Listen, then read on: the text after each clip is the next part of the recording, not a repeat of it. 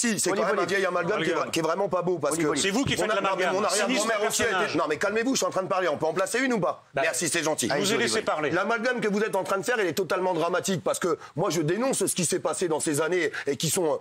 C'est horrible ce qui s'est passé. Non, vous les relativisez. Non, je suis en train de finir. Vous les relativisez. Oui, c'est vrai. Alors, finissez, Olivier. Non, on peut jamais. C'est incroyable. Et vous relativisez. Je relativise pas. C'est une caricature. On vous a pas entendu quand il y a eu d'autres caricatures. Pourquoi on vous a pas entendu, monsieur Nolot? Si, on a entendu. Il faut un peu suivre l'émission. Non, vous a pas entendu, monsieur Nolot, à ce moment-là. Là, vous essayez d'instrumentaliser les choses pour dire ah oui, ah non, en fait, ces gens-là cautionnent ce qui s'est passé pendant cette guerre. Vous faites un amalgame entre quelqu'un qui voulait exterminer les gens et un régime qui essaye de les sauver. Je me demande qui c'est qui est en train de les exterminer, les gens, monsieur Nolot. C'est pas la même chose.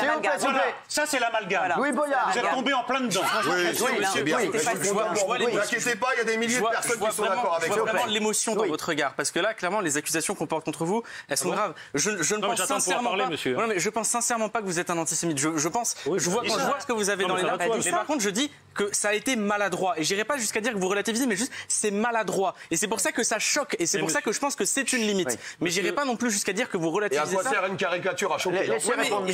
Il faut pas insulter l'histoire. Mais je veux pas faire de procès sur votre personne. Je ne vous connais pas. Mais je trouve ça très maladroit. Allez-y, Michel. Je vous remercie d'avoir vu dans mes yeux que je n'étais pas antisémite.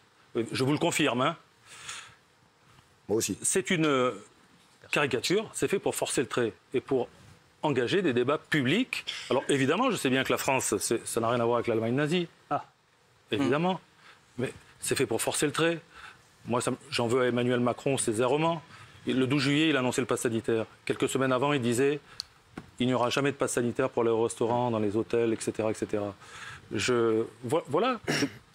J'ai voulu choquer, mais pas insulter qui que ce soit. Moi, monsieur, j'ai dans mon entourage des gens qui sont revenus des camps, ils sont très âgés maintenant. Ils m'ont dit, si tu veux, on vient au tribunal dire que tu es notre ami. Ça va de soi, non? Mais enfin, vous êtes sérieux, là, ou quoi?